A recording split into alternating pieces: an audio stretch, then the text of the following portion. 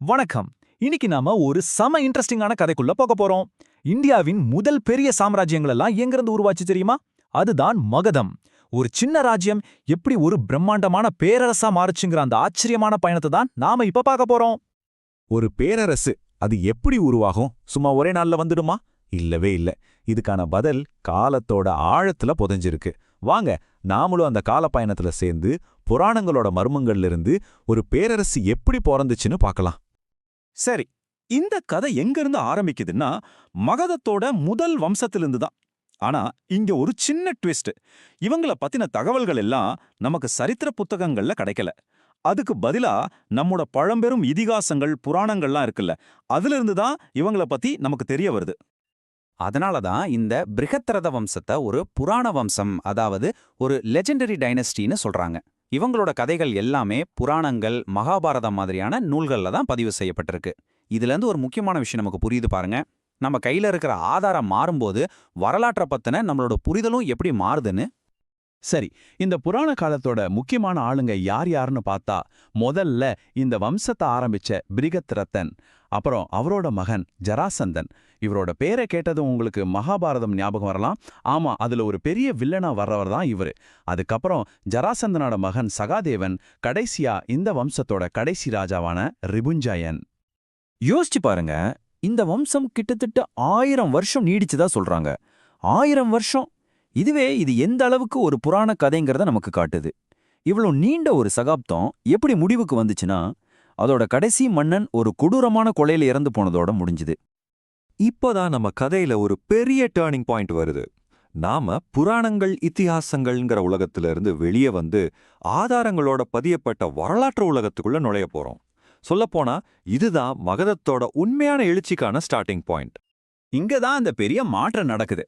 நம்ம கையில இருக்கிற ஆதாரம் மாறும்போது அந்த சம்பவங்களை பத்தின நம்மளோட நம்பிக்கையும் மாறிடுது. நாம புராணங்கள்ல இருந்து பௌத்த, சமண நூல்களுக்கு வர்றப்போ வெறும் கதைகள்ல இருந்து உண்மையான சரித்திரத்துக்குள்ள காலடி வைக்கிறோம். அப்படி வரலாற்று ரீதியா நிரூபிக்கப்பட்ட மகதத்தோட முதல் வம்சம் தான் இந்த ஹரியங்கா வம்சம். இவங்க உண்மையாவே இருந்தாங்கன்னு நமக்கு தெரியும். இன்னொரு முக்கியமான விஷயம் என்னன்னா, இவங்க ஆட்சி செஞ்ச காலத்துல தான் புத்தரும் மகாவீரரும் வாழ்ந்திருக்காங்க.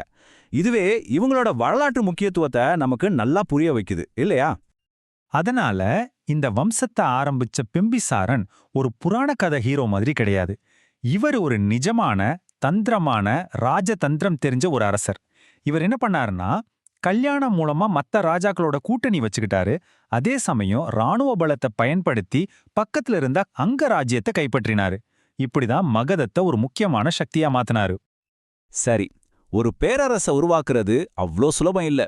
இப்ப நாம மகத வரலாற்றோட அடுத்த கொஞ்சம் ரத்தம் தோய்ந்த ஒரு அத்தியாயத்துக்குள்ள போக போறோம்.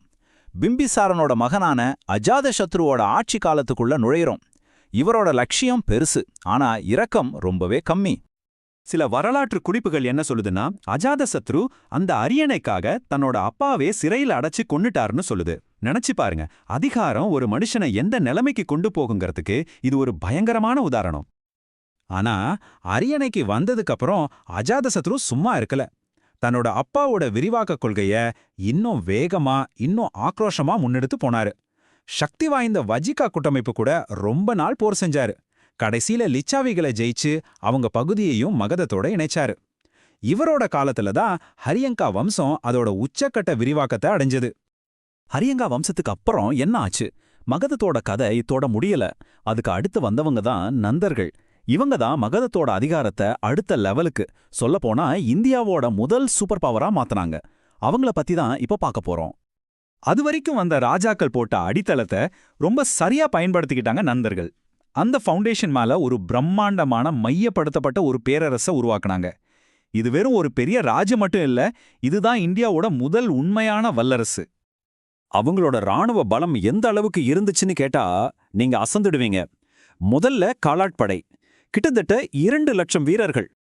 அது மட்டுமா, அவங்களோட குதிரை படை 20,000 குதிரைகள், போர்க்களத்துல புயல் மாதிரி சீறி பாயும். இன்னும் ஒரு படி மேல போய் அந்த காலத்தோட டேங்க்னு சொல்லப்படுற போர் யானைகள், 3000 யானைகள். யோசிச்சு பாருங்க, இவ்வளவு பெரிய படையை எதிர்க்க யாருக்கு தைரியம் வரும்? சரி, இப்போ நாம மகதத்தோட இந்த பெரிய பயணத்தை ஒரு தடவை திரும்பி பார்க்கலாம். புராணங்கள்ல ஆரம்பிச்சு பல நூற்றாண்டுகளா நடந்த இந்த வளர்ச்சி இந்திய வரலாற்றுக்கு ஏன் இவ்வளவு முக்கியங்கிறது நமக்கு இப்ப புரிய ஆரம்பிக்கும். பாருங்க, இந்த பயணம் புராண காலத்து மன்னர்கள் கிட்ட இருந்து தொடங்குச்சு. அப்புறம் பிம்புசாரனோட ராஜதந்திரத்தால அதுக்கு ஒரு வலுவான அடித்தளம் கிடைச்சது. அடுத்து அஜாதசத்ருவோட இறுக்கமில்லாத வெற்றிகளால அது இன்னும் விரிவடைஞ்சது. கடைசியா நந்தர்களோட ஆட்சியில ஒரு மையப்படுத்தப்பட்ட மாபெரும் வல்லரசா அது உச்சத்தை அடைஞ்சது. ஒவ்வொருத்தரும் அடுத்த கட்டத்துக்கான வழியா அமைச்சு கொடுத்திருக்காங்க. இப்போ கேள்வி இதுதான், இவ்ளோ பெரிய ராணுவம், இவ்ளோ பெரிய அசைக்க முடியாத பேரரசு, இத கட்டின நந்தர்களை ஜெயிக்கிறதுக்கு யாரால முடியும்? அவங்கள யார்தான் சவால் செய்ய போறா? இந்த கேள்விக்கான பதில்தான் இந்திய வரலாற்றோட அடுத்த மாபெரும் அத்தியாயத்தையே எழுதப் போகுது.